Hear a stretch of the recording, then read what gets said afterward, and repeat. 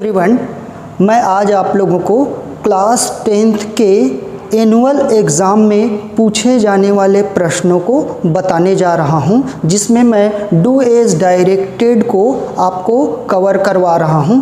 As you know that, जैसे कि आप जानते हो कि मैं सबसे पहले आपको 10th में पूछे जाने वाले प्रश्नों का पैटर्न को बता देता हूं, जो कि आपका ब्लूप्रिंट कहलाता है।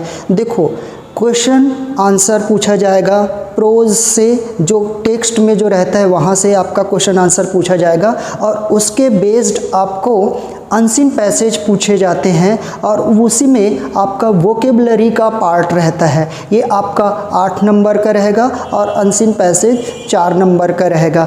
तो वैसे ही आपको पोएट्री से भी क्वेश्चन पूछे जाएंगे, और पोएट्री से क्वेश्चन के साथ साथ उसके अनसीन पैसेजेस भी आएंगे। अब इसके बाद आपका आ जाता है ग्रामर का पार्ट। ग्रामर का पार्ट बहुत ह्यूज पार्ट है। ग्रामर में आपको डू एज डायरेक्टेड के रूप में सम, एनी, मेनी या आर्टिकल्स को पूछे जाएंगे, ए एन द को, और सो दैट, इफ़, अनलेस, ये सभी क्वेश्चंस पूछे जाते हैं। तो वो सभी पॉइंट्स को मैं धीरे धीरे करके 1 बाय 1 आपको बताते चलूँगा। इसके साथ ही साथ आपको नोटिस या पोस्टर राइटिंग आपको पूछा जाता है, लेटर राइटिंग, पैराग्राफ राइटिंग के साथ ही साथ आपको ऐसे भी पूछा जाएगा। तो इस तरीके से आपका पूरे कोर्स 75 मार्क्स के होंगे, और उसमें आपको 25 मार्क्स आपके प्रैक्टिकल के होंगे। तो यदि आप अपना ग्रामर का पार्ट को स्ट्रॉन्ग रखेंगे तो आप बहुत अच्छा स्कोर करने लगेंगे। तो मैं आज आपको डू एज डायरेक्टेड का पार्ट बताने जा रहा हूं, क्लास 10th में जो पूछा जाता है जनरली। तो देखो, इसमें लिखा हुआ है डू एज डायरेक्टेड। तो डू एज डायरेक्टेड में देखिए, सोहराब कलेक्टेड, तो सोहराब कलेक्टेड एन आर्मी, तो चेंज इनटू नेगेटिव, तो आपको नेगेटिव में चेंज करना है। तो ये देखो, कलेक्टेड, ये पास्ट इंडेफिनाइट टेंस है, पास्ट इंडेफिनाइट टेंस है। तो पास्ट इंडेफिनाइट टेंस में क्या होगा, जैसे सब्जेक्ट और V2 रहेगा, उसके बाद ऑब्जेक्ट रहेगा, उसके बाद सब्जेक्ट के बाद डिड नॉट लग जाएगा, डिड नॉट, और वर्ब का फर्स्ट फॉर्म। तो डिड नॉट वर्ब का फर्स्ट फॉर्म हुआ, तो कलेक्ट का क्या हो जाएगा, डिड नॉट कलेक्ट। तो इसका आंसर हो जाएगा Sohrab, Sohrab did not collect हो जाएगा, कलेक्ट, और एन आर्मी, एन आर्मी, ये आपका नेगेटिव में बन गया। ये पास्ट इंडेफिनाइट टेंस है, तो V2 को आप पहचानोगे, और V2 के आधार पर आप डिड लोगे, डिड नॉट लगा करके V1 लगा दोगे।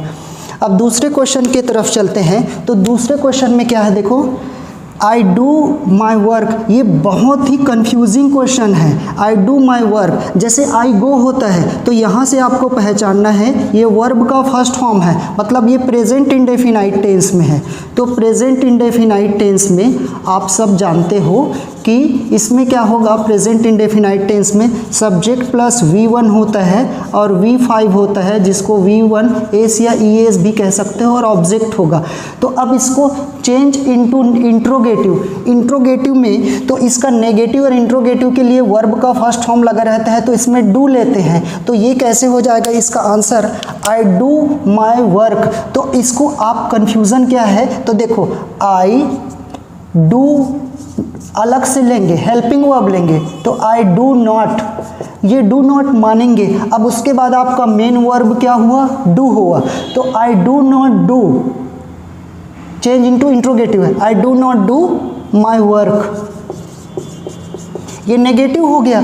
अब आपको क्या करना है, इसको इंट्रोगेटिव बनाना है। तो ये डू नॉट को मिटा दो, और इसको क्या कर दो, आप डू को बाहर ला दो, do I do my work. ये क्या हो जाएगा, do I do my work, क्योंकि डू बाहर आ जाएगा और एक डू यहाँ रह जाएगा। ये डू हेल्पिंग वर्ब है और ये डू मेन वर्ब है। तो देखो, I do my work in time, change into interrogative. तो मैंने नेगेटिव में चेंज करके बताया, और अभी मैंने इंट्रोगेटिव में चेंज करके बताया। तो ये होगा do I do my work, और इसमें क्वेश्चन मार्क लगा दो। अब नेक्स्ट क्वेश्चन की तरफ चलते हैं।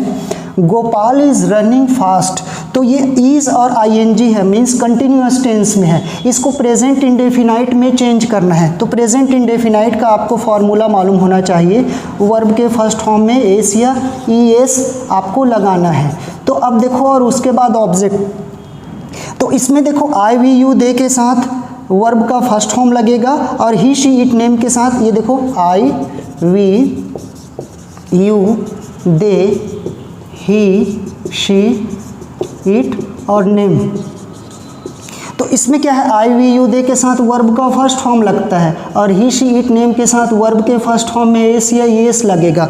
तो इसका आंसर हो जाएगा, क्योंकि ये गोपाल लिखा हुआ है इसलिए गोपाल का गोपाल रहेगा, और गोपाल क्योंकि कोई पर्सन है इसलिए ही के कैटेगरी में है।